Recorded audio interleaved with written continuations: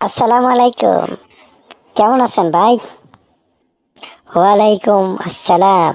আছি ভাই, এই তো আলহামদুলিল্লাহ।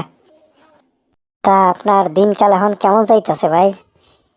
যাইতেছে আর কি ভাই, কি কমু, দেখতাছিনি তো রোজা আইতে না আইতে জিনিসপত্রের দাম বাড়াই দিতেছে।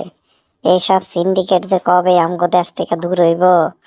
দেখেন কয়দিন আগেও লেবু কিনছি 15 টাকা 20 টাকা আলি, এখন সেই লেবু হয়ে গেছে 80 টাকা, কোনো কোনো জায়গায় 100 টাকা, 120 টাকা।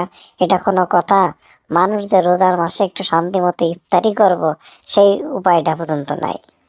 আসলে ভাই কি কমু কন, প্রত্যেক বছরই রোজার মাস আইলে জিনিসপত্রের দাম বাড়ায় দেয়। অথচ দেখেন অন্যান্য দেশে কিন্তু মনে করেন রোজা মাস আইলে জিনিসপত্রের দাম কিছুটা হইলেও কমে, আর বাংলাদেশে মনে করেন পুরাই উল্টাটা। আসলে ভাই দুঃখের কথা কি কমু, সবচেয়ে বড় সমস্যা হইতেছে আমাদের মতো সাধারণ মানুষের। আমাদের আয় হচ্ছে সীমিত। এই সীমিত আয়ের মধ্য দিয়ে আমাদের কষ্টে পিষ্টে চলতে হয়। কি করবো, কার কাছে যাবো? কারো কাছে যে এত বলতে পারি না, তাই আমরা নিজেরা নিজেরাই শেয়ার করি। হ্যাঁ ভাই, ঠিকই কইছেন, মনের দুঃখ কার কাছে আর কমু। আমরাই নিজেরা নিজেরা একটু শেয়ার করি, এতে করে আমগো মনটা একটু হালকা হয়, এই আর কি।